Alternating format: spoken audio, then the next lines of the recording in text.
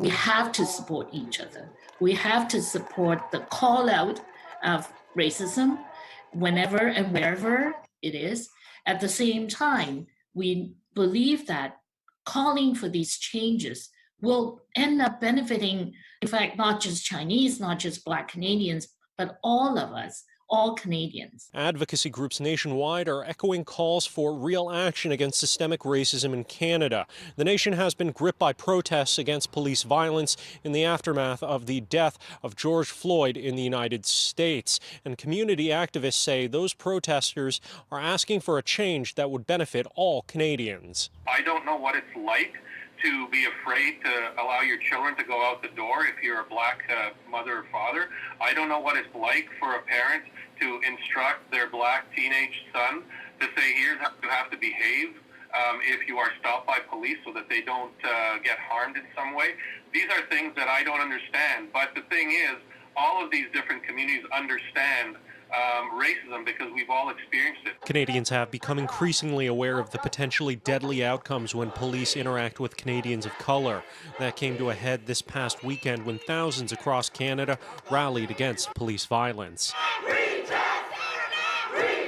Protesters say they don't want small changes, they need a major change to the system. Systemic change would benefit all of us. It is urgent, right? Anti-Asian racism in COVID-19 calls for urgent actions. Anti-Black racism, particularly due to police actions, call for urgent actions. And all these calls for urgent actions would only lead to better system for us all. Protests to date have been marked by the wide diversity among protesters and calls to end racism against Indigenous people, as well as calls to end anti-Black racism. More protests are planned for later this week. Under the skin, if you cut us, we will bleed, and you won't be able to tell whether that blood comes from a white person, a Black person, an Asian person, brown, Black, whatever. We are all the same. And we have to try and remember we are all part of the same human family.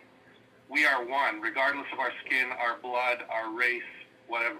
While leaders of all of Canada's major federal parties have agreed on the presence of racism in Canada and the need to tackle it, there's been little action so far.